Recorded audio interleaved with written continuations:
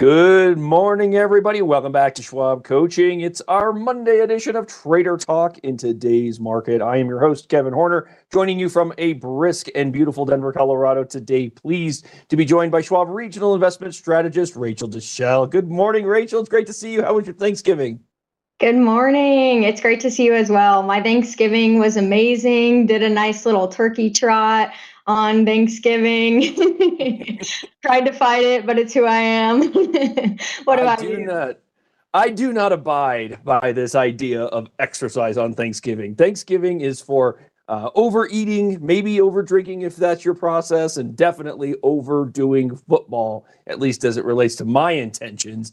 Glad to hear, though, that yours was beautiful and you got out and enjoyed yourself. I'm really glad to have you here today, though. Of course, we had a short week last week. Market finished strongly yet again, so we've got more trend discussion to hit on today. We're going to cover a lot of that with charts with everybody today. So real briefly, before we get into everything, I want to remind you all to engage with us in chat. This morning, we're pleased to be joined by Brett Crowler. Make sure you say hi to him in there. He'll get to questions that Rachel and I are unable to get to, but we'll also keep an eye on the chat and try to bring your questions into our discussion as well. Do us a favor, follow me on X. I'm at Kevin Horner, CS. Had a quiet week last week during the holiday, but I will get back to it in earnest this week. So some intriguing charts to bring to the table there on X. Follow me there. Let's get to disclosure detail, and then we'll start looking at a number of charts with all of you. So first and foremost, remember that our discussion here is exclusively informational and educational. We do not make recommendations nor endorsements for any strategy or approach to trading the market here. We talk technical analysis quite a bit, though. Remember to consider technical analysis complementary in nature to your fundamental research. We encourage you to make decisions based on a multitude of data as opposed to any one single piece or approach to trading. So please keep that in mind. All right, as we go forward, let's also kind of highlight for you our agenda. We always start broadly here. We work our way down the list through major indices. We'll look at the S&P 500, the NASDAQ 100, and the Russell 2000, some industry groups as well, and then some sector action to kind of pinpoint where maybe opportunity might lie on a broader scale. And then, of course, stocks in the news. And like I said, I got a few stocks in the news today, so a number of charts to get to there, everybody. So with that, let's get started with a look at the S&P 500. Rachel, that is a bar once more at new all-time highs. Yes, it is. It is indeed, Kevin. Again, I mean, looking like this morning, it looks like we've gapped up above that shorter term resistance level. The trend is still up. We can see the moving averages strongly sloping up, which tells us about the strength of that trend. And then we see strong momentum kind of near the overbought levels as well in the RSI. So trend is up, momentum is up. What else are you seeing, Kevin? More of the same. I'm thinking let's not fight against what is on the table for us. Of course, this is entering one of the stronger periods historically, the period following Black Friday, Thanksgiving into the end of the year. Assuming we've had a good year, well, then commonly we see good finish to the year, which doesn't guarantee anything, of course. But that's what we're kind of looking for here, is just continuation of what's been working. And certainly with a new high close yet on Friday of last week in the shortened session, we've got that optimism carrying us as well. And then today, breaking out of that range, I also think is kind of notable, Rachel. You know, if we were looking at that range, it's basically 5850 up to about 6,020, 25, somewhere in there, right? So about 150 to 175 point range that we have now broken. And I think one of the things we traders try to do, just try to get an estimation. Where can we start targeting SPX upside? And one way to do it, Rachel, is just that mathematical calculation, the difference between the lows and the highs we've seen over the last month since the election, which can kind of give us a little bit of that insight. Definitely. I think to your point, Kevin, like we've seen with this trend, we've seen stair steps higher. I mean, even your support and resistance lines really call that out.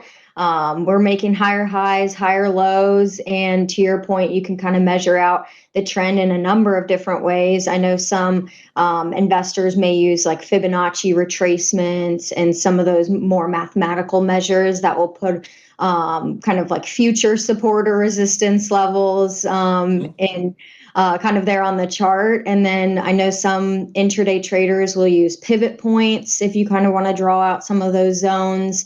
So many different ways to look for these levels here. But I think in the short term, the near-term support would likely be that orange line, that 20-period simple moving average. Yeah, I think that makes sense. There's about a 3% drawdown if we found the 20-day, excuse me. Another 3 from there if we found the 50-day. So maybe a 5 to 6% pullback could give us a visual on the 50-day. 50-day tests have been successful entry locations for us along the way over the last couple of months here. I'll just call those out. Here's one that tested it nicely. And this one, you had that metal test, I like to call it, the level below the 50-day where we reached day 4. And it was day 4 that gave us that fantastic hammer candle from which we really began pushing. So a nice little test there as well. So 50 days certainly appropriate. Let's eyeball the 5-minute bars, as you called out. We always like to check in on the 5 minutes where it's appropriate and see how we are reacting in relation to that pivot point. The pivot today resides around 6,027. So we've got to kind of look at that as our potential downside zone of short-term support for you very short-term traders. But the fact that we opened above it is taken favorably probably. And then the last thing you commented on, Rachel, which is always fun to play with, Fibonacci's. I'm a big fan. Everybody knows it. So let's apply a Fibonacci from the last big move, which was that August 5th open, and then push it to the highs we made. You know what stands out to me here? Even the pullback to the 20-day, we didn't even get to the 23% retracement. Our pullbacks have been very limited relative to Fibonacci retracements. And if I just activated this, for example, and took it to this level, you'll see that even the pullback here, it got to just the 23% ledge before we found our bounce. And so again, what I'm speaking to here, everybody, is simply the strength of the trend. The fact that we have not made major pullbacks that exceed the 23% or the 38%, even the 50% retracements can be sustainable in a strong uptrend, Rachel. I think this just speaks to the momentum that we're seeing in the S&P. Definitely. And I think that speaks to the breadth or the market participation of all the different issues across the market as well. And I know we were looking at a chart beforehand, before this, to just take a look at even the components of our index that may have such a smaller weighting than some of the bigger names. They're even participating in this move as well. And I see you shared my chart here that we have on market breadth, which I know a lot of our traders and investors that are using Thinkorswim can actually find all of these indicators within a watch list in the market internals. It's one of our public watch lists that we have in Thinkorswim. And this just kind of calls out the strength of the market with the percentage of stocks above their 200-day, percentage of stocks above their 50-day moving average, which you can see here at the top. We have the 75% of stocks is above their 200-day, 66% of stocks is above their 50-day. And then the next two below are new yearly highs and new yearly lows, which we can see we just made a record number of new yearly highs, and we're still making record lows and new yearly lows.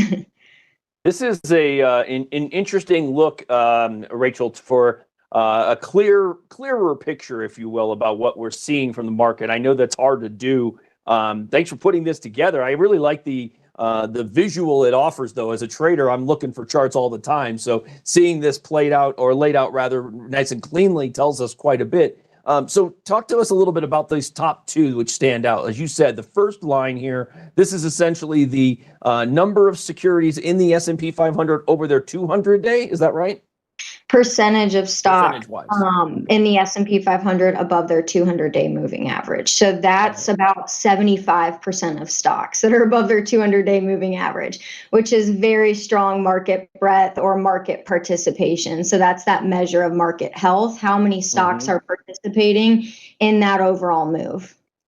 Excellent. Well, Rachel, inevitably, when we bring charts to the table, we get a lot of requests to see these and make them available. So I'm going to go ahead and share this with you all so that you are all able to load this into your own Thinkorswim, maintain it for your own purposes. I'll remind you as I pop this into the chat that all of our scripts, these are not guaranteed for accuracy nor timing and are not a recommendation for their use, but we can make it available to you, everybody. And note, of course, we're looking at this as a one-year visit of the S&P. You can alter your time frames. You can alter your criteria here as you see fit, but I've gone ahead and shared that for you, everybody. Thanks, Rachel, for bringing that one to the table, because I think, like you said, it offers a bit of a clearer picture maybe of the breadth and health of this market.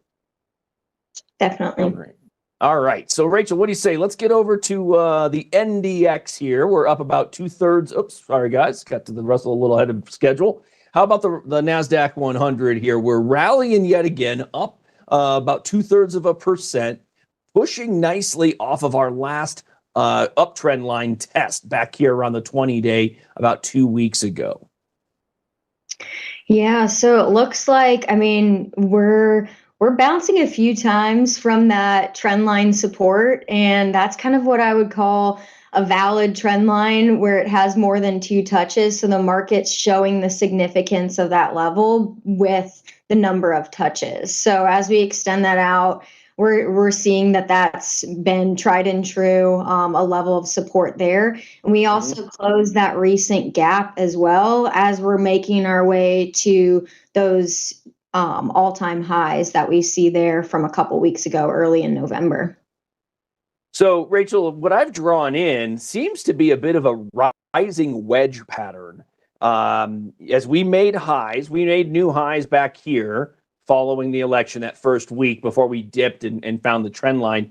But is it at all, I mean, does this stand out to you? I'm just going to point out that we've got lower highs in our RSI along the way. And, you know, here we are in a spot where we might push to new highs in the NASDAQ, and yet we're not getting confirmation at the moment from the RSI. The last RSI peak at a higher high gave us a divergent high in the RSI. Are you nervous at all about this? Is this a timing situation where maybe narrative has been a lot linked towards, doing well here on the remainder of the year, and maybe things shift as we head to January? What are your overall thoughts about that as you're looking at the NASDAQ here? I think that poses a really great question, actually. And I would say this is not necessarily a red flag, but it's more of like a yellow flag or caution flag in the wind, because I think we have to remember the first and most important thing is price. And then momentum, which is that RSI, is that derivative of price, which is taking that calculation. So I would say it's more of a caution to saying that, hey, momentum's probably not confirming the trend right now, because price is really close to making higher highs, but momentum is making lower highs. So for me, and for traders and investors that I would talk to, if you have some caution flags like this, whether it's the RSI, diverting momentum, or other measures, maybe it's a time to take a few chips off the table, manage risk, tighten stops, things like that, that you would take with when you see those warning flags. I like the sound of that, because ultimately what you're saying is it doesn't really mean anything unless we get a breakdown, right?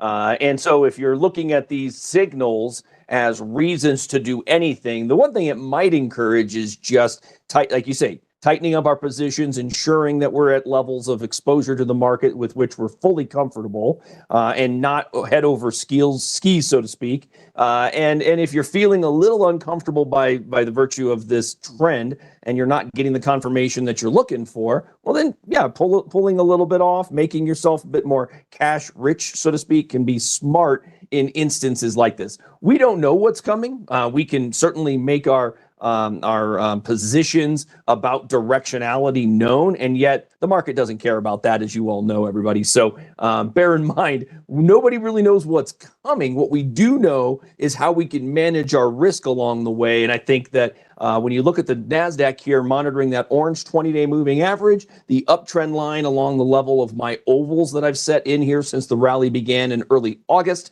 I think all of that bears watching. If you want to get defensive under the trend line, that's also perfectly appropriate for many a trend trader, at least. So plenty to keep an eye on, but I wouldn't be doing us all a service if I didn't talk about the things that stand out on the chart, and that's certainly one of them there on the NASDAQ. Let's look at the small caps, Rachel. They've been exploding of late, pushing to new highs, pushing at least to levels we have only seen on the weekly chart. Take a look at this one on the weekly. If I pull this back, we are basically at the peak we made in October of 2021, right there. And we've just taken a breather as we pushed into it, Rachel. So the question is always, resistance or potential breakthrough?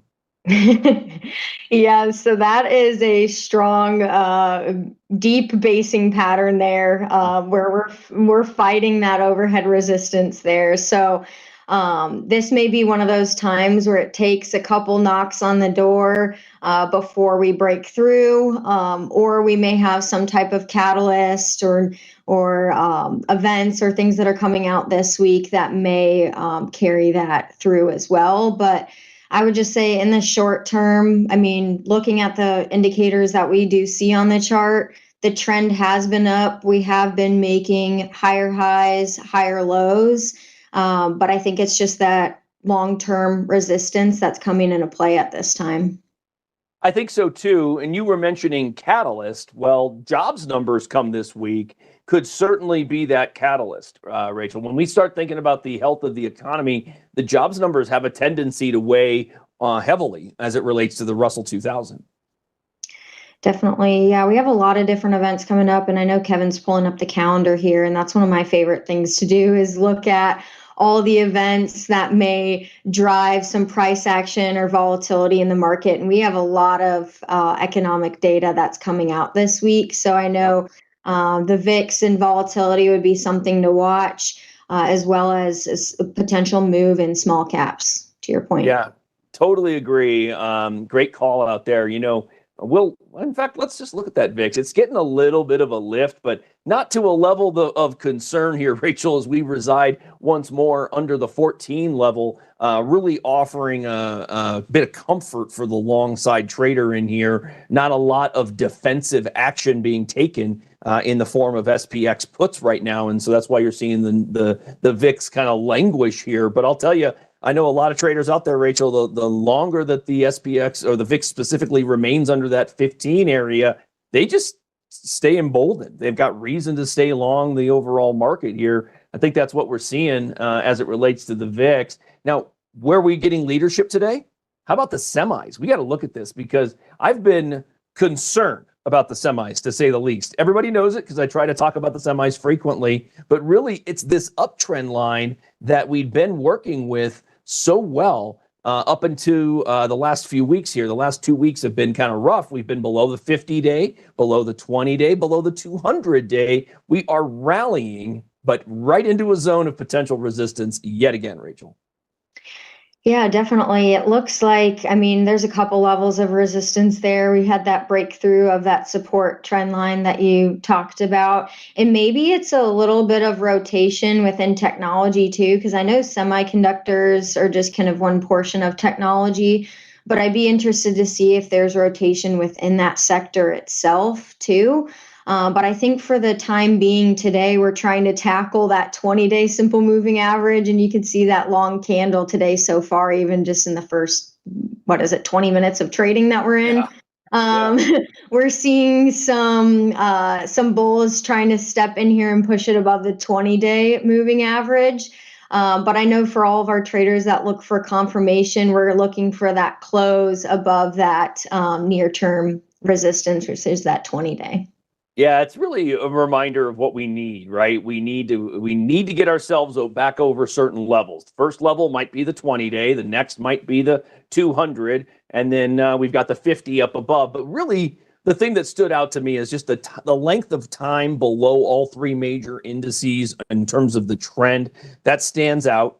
We really need the SOX to get itself back in gear. And the first real zone, probably the 200-day moving average. I mean, being that we've been below it for about 2 full weeks. And I'm sure that the highs we've made back here are going to be kind of reminiscent of resistance. So we should watch those highs, 5,031 and then 5,036. So that gives you about a 5-point range. And then the 200-day is at 5,038. So, I mean, this is all right there, everybody. If we look at this on the hourly bars, it becomes a little bit more evident, doesn't it, everybody? I mean, you can see here, let's put a rectangle on this so that we don't get too fine in our approach. We're just looking for maybe about resistance in that zone, if you will. Now, if we can get through there, great. Then maybe we are right back on trend. But this is a potential rejection spot. We got to keep an eye on it. I'm not sure if there's any other way to speak about it, at least right now, but an excellent move thus far today.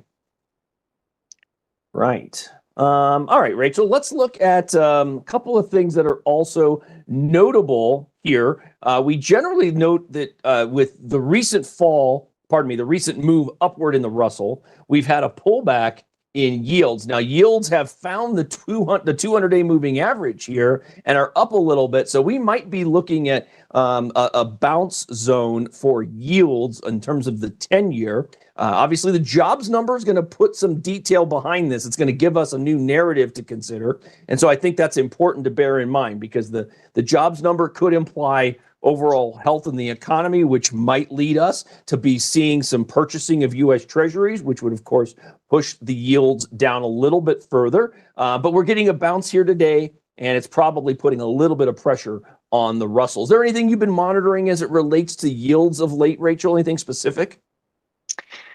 I would definitely say, I always look at intermarket analysis, as do you, Kevin. So we're looking at different markets, different asset classes, maybe even sometimes looking at correlations between the two. And I think one of the things that I've noticed with looking at rates is also seeing the link with energy prices as well. So I think that's one of the things that I'm also watching with this bounce in rates here at that 50-day simple moving average.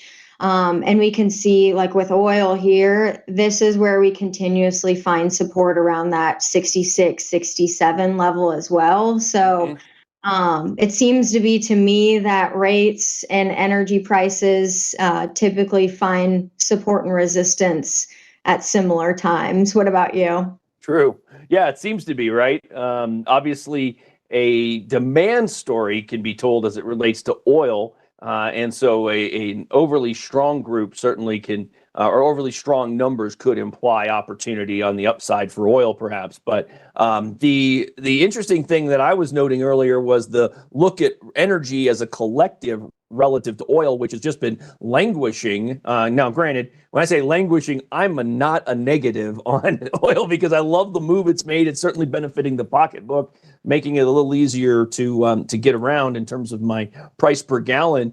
But I was noting that energy was set up well heading into the segment this morning. And boy, does that look a little bit different now that we see the collective off about 1%. Yeah, that does not look pretty.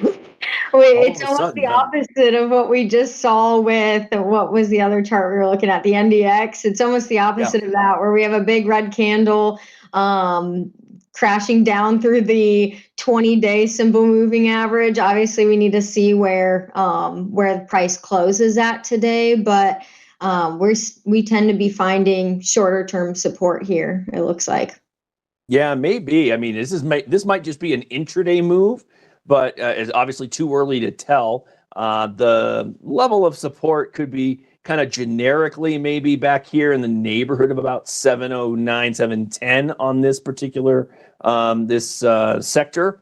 But I think that for the short run, yeah, keeping our eyes on this one, at least in the near term. Maybe the gap ledge provides some support too here, right in the neighborhood about 705, the 50-day right below it. But yeah, been a bit of a difficult period trying to figure out what is the trend in oil. It's been tricky to say the least. Some other groups within the spaces there, the U.S. sectors that we've been kind of keeping an eye on, we had a big bounce back in healthcare over the last week plus after a real ugly move to the downside. Now, we've just seen continuation of the selling in here once we broke the 20-day moving average. We broke that with conviction back here in September, really leading the market lower. We failed at the 2050 confluence back here in mid-October, a couple of months later. And then with the election results, we failed at the 20-day once again. But this was really a narrative play, Rachel, on the results of the election, the possibility of major seismic shifts as it relates to how the government's going to continue to work with the pharmaceutical industry. And it sure seems like that might have been a knee-jerk reaction. And yet, the knee-jerk reaction might still prove to be valid. The bounce back we've gotten here it's been V-shaped for sure, but look at where we popped right back to. Many traders would tell you that I've got my line drawn improperly, and I should just move this up to something like this, and suddenly resistance looks a little bit more obvious, doesn't it? Wow. Yes, the market definitely is respecting that level, it looks like. And I know a lot of the times we've talked about this too before on this segment. It's not necessarily a cut and clean line. Sometimes it's more of a zone where price kind of tends to remember that zone or that level. And to your point, I think it was a little bit of a buy the rumor, sell the news type of reaction to your point there. But I guess one of the things that I like to do too is just zooming out a little bit. So if we even zoom out, Kevin, to like a 3-year, we can even see where recently in the past 2 weeks, price has definitely found support on that longer term kind of old resistance, new support zone where we've seen from the 2022 and 2023 highs. Great call out. Yeah, that could easily be the zone of support. And now the question becomes if that support is one test sufficient, or do we have to revisit it? Do we need to see it another time? Generally speaking, when this is a longer range chart, obviously you're looking at multiple years and a weekly view. It might take a little longer, right? We can't assume V bottoms as much as we'd love to, Joe. I totally agree. I'd love it to be V-shaped bottom. It'd be healthy. It'd be great. We'd love to see it. But I'm constantly reminded that the market doesn't move in my time frames. The market does what it does, regardless of my preferences. So I'm simply going to position myself properly, hopefully to be on the right side when that feels right. And if things are feeling a little less comfortable, then I'm going to be as defensive as I can. And I feel like the more important level here is really that red line, especially for those of us that monitor this stuff on a day-to-day basis, and especially as we talk about it here in this class, which is, of course, daily shows, daily discussions, short-term trends in the near term. But everything changes with some closes over that 1720 area, Rachel, there over the 200-day moving average. We'd love to see that, but for the short run here, a little bit of patience perhaps as it relates to healthcare. Okay, where are we taking it on the chin today? Our defensives are really getting hit. We've got utilities off 1.5%. We've got real estate off 1.1%. So we remain in the utilities channel there, Rachel. And real estate is looking like a possible throwback to its breakout trend line potentially, which may offer traders opportunity here. So, we often see this, right? The relationship game. We've got yields up a little bit today. So our interest rate sensitive groups are down. Yeah, it looks like, to your point, this could be a little bit of a throwback there, which for our intraday traders, our daily traders, that could be another point where it could give you an opportunity to enter into that trend if we do find support there at that old resistance level. Now, one thing is if we break back through that, where it then becomes new resistance, then it would be kind of a time where we may want to wait a little bit, sit on our hands, see if we can find some near-term support in that area, because then it may be a failed breakout. But to your point, it looks like we're going to be looking for a test of old resistance, new support there at that trend line. Yeah, maybe so. And I got to remind us that just because we're pulling back after having broken out doesn't mean that it does not invalidate the breakout, does it, Rachel? I mean, it's hard to remember that, but ultimately what we have is price action. All of this price action for the last 6 sessions now is outside of this channel, right? So that still looks bullish for many traders, does it not? Definitely. Yeah. I mean, because that's where a lot of times when we do see the breakouts from resistance, we do see that pullback or test of support or that throwback, like what you would say there, Kevin. So, again, this could be an opportunity for new traders, new money to enter into that trend, or for some of you that bought the breakout on the first time when you saw the first confirmation, it could be another opportunity to build on that position as well. Yes, great point. All right. Any of these other sectors that stand out to you here that you want to touch on before we move to some stocks in the news? Like I said, I've got a number of good ones to point out today, but just want to offer you one last shot. We didn't hit every sector, obviously, but is there anything you wanted to make sure we touched on before we move on? Actually, yes. How about consumer discretionary? Because I saw a couple notes in the chat about Tesla, which is one of the largest weightings in consumer discretionary. And since we had just had Black Friday, now Cyber Monday, I think that's a great sector to look at. Yeah, I can see why too. Check this out. I mean, if we look at this little lovely breakout and hold, right? So we went kind of like down through here, popped higher, and then just did this flattening after breaking out, and then new highs again today. The big level is that 1700 level. When you look at that on a weekly chart, look at that. Wow. Yeah. See, that looks beautiful. And I mean, even on the weekly bar that we're seeing today, I mean, obviously, to see a weekly close, we'd have to wait till the end of the week.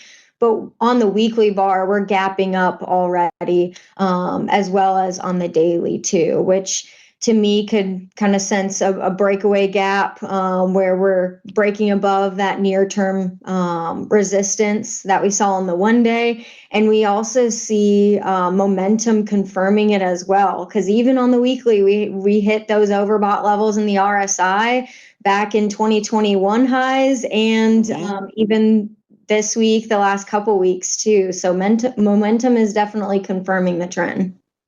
It really is. We'll see if that is a continuation move where we start working against the short-term 20-day moving average, which has actually been held now back here to October 24. So you're getting into that 6-week window now and pushing higher. And generally speaking, it is about common to see moves in trending moves like this in that 4 to 6 week window. Once you start getting up past that 6 weeks, it gets a little bit extended, but we often say it, Rachel, we never know how long these things can trend. Commonly, 4 to 6 weeks fits many of those windows, and yet you can find them going 6 weeks, 12 weeks, 18 weeks, even against a short-term moving average like a 20-day. We could certainly see some continuation. So notable, nonetheless, great move to the upside here off the open. Rachel, what about some upgrade details? I had a few stocks on the list. In fact, I'll just point out, everybody, we've got the watch list over here. So I'll remind you that under analyst upgrades, under lovers and losers, you can get the upgrades, you can get the downgrades, you can get the pre-market movers, etc. That's all I've done here. So we're going to open that list.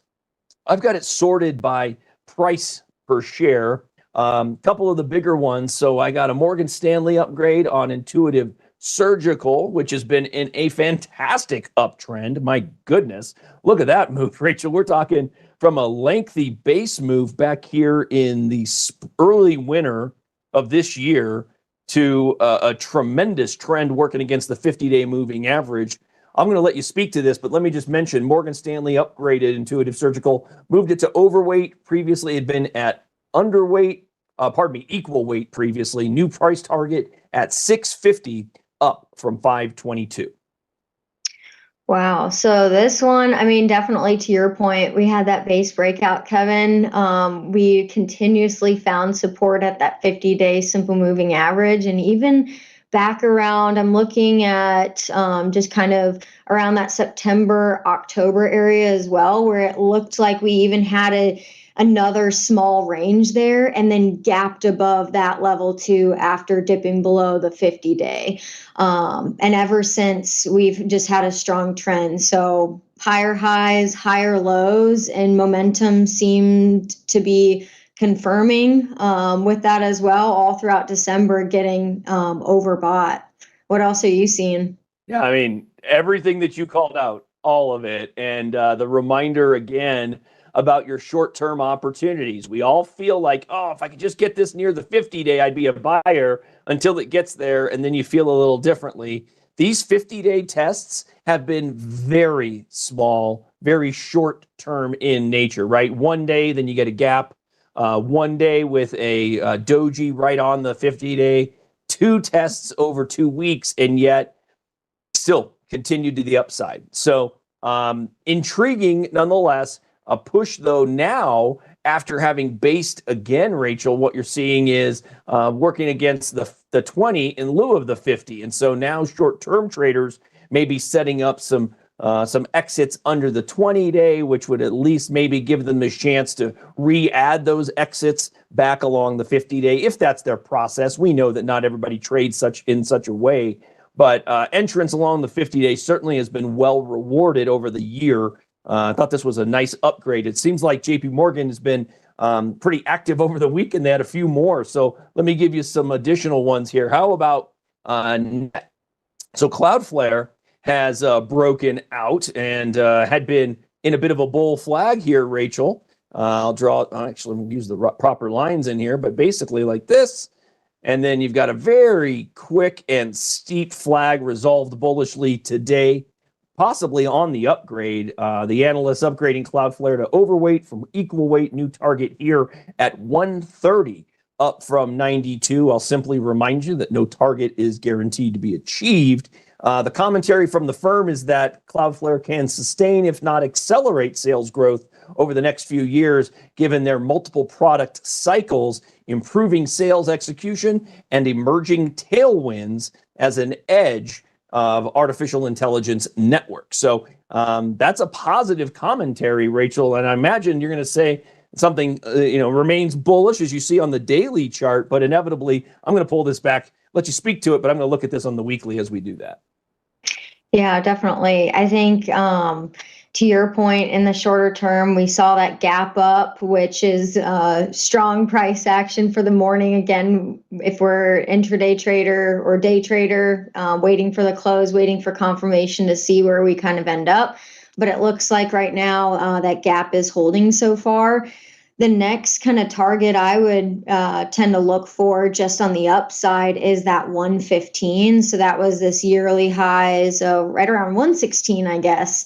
So that would be kind of the next area to look for that resistance, which also may kind of match up with that flagpole target that you called out as well with that pattern. Now, I know there's no guarantees when it comes to patterns, finding those target prices. We have to say that, but that could lead us into that next level to look for. It could. And yeah, today's move is certainly appropriate, nice outside of that flag. Some traders are going to possibly look at that 115, 116, set some limits out there to see if you can get taken out on an intraday pop to the upside if you're a trader who likes to sell into strength. For example, that's kind of a common approach that a trader might incorporate.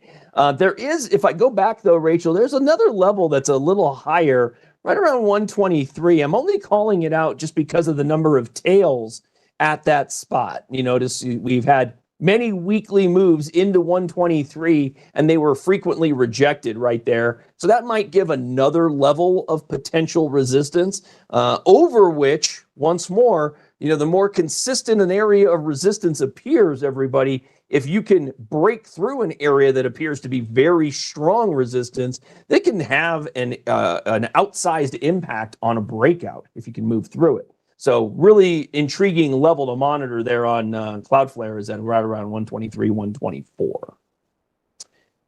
Okay, Rachel, a couple other things. Now, I had some downgrades that I thought we could speak to. So let me do this. A couple of those downgrades came on lenders. And one of the questions in the queue that I saw was about Financials taking it on the chin a little bit today. I think that might have some relationship to the rise in the immediate rise in yield. If we looked at financials as a group, though, I'll remind you, it's been a tremendous rally. So a little bit of profit taking is not a negative as it relates to such a substantial group. Having moved to new highs and simply pulling back a little bit here. Notice the discrepancy between where we are, everybody, and the 20-day moving average. The 20-day is still a ways beneath us, so we could do with a fair bit of pullback and still be in trend as it relates to the financials. A couple of the key names here that I thought we'd bring up were Upstart as number one. Upstart was downgraded by JP Morgan today, downgraded to underweight from neutral, with a target now at 57, which is up from 45. So they've made some adjustments. The firm states that the stock up, let's see here, firm expects, third-party funding environment to improve next year in 2025, but says that this actually appears to be more than priced in at these current levels. Upstart trading 9 times their forward sales numbers. So that stands out. So this is essentially the company saying, yeah, this great move. Okay, JP Morgan says positive, good for you, new upgraded price target, and yet you might have gotten a little ahead of yourself. and price is certainly showing that today as we hit that near-term support at that 20-day simple moving average. We're seeing us breaking through in the intraday. We're breaking through that old resistance, new support. The thing that stands out to me is if we zoom out like you did on the other chart, it looks like a very similar chart in the long term where we see almost like that basing pattern occurring. We're seeing those longer term areas of resistance that we just basically got rejected at and thrown back to near term support. So I think it'll be interesting to see how the rest of this week plays out and how the price reacts to that recent downgrade. Yeah, I've just adjusted that line. I think I was forced to. When you look at this chart, now that line looks a little more proper, doesn't it, at the prior high? And that pattern now looks really substantial. Look at the low down here at around 12 and our recent high in the neighborhood of 84.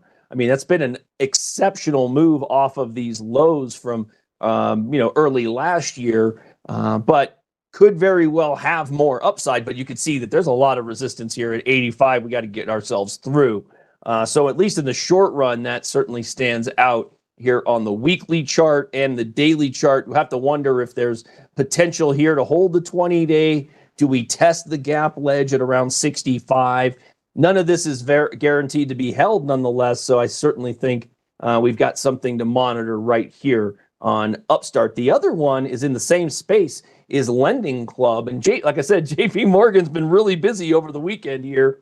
Lending Club was also downgraded by JP Morgan to neutral. Previously had been at overweight. New target here is $17. That is up from the prior target at $14. Shares have caught up with their peers, up almost 200% over the last year. Seems fairly priced according to the analyst at JP Morgan. The firm likes Lending Club's roadmap, but thinks it will take several quarters to materialize and prefers names with more immediate growth and monetization opportunities, according to the note from JP Morgan analysts. Now, Rachel, nonetheless, this chart pattern seems to be a little more predictable.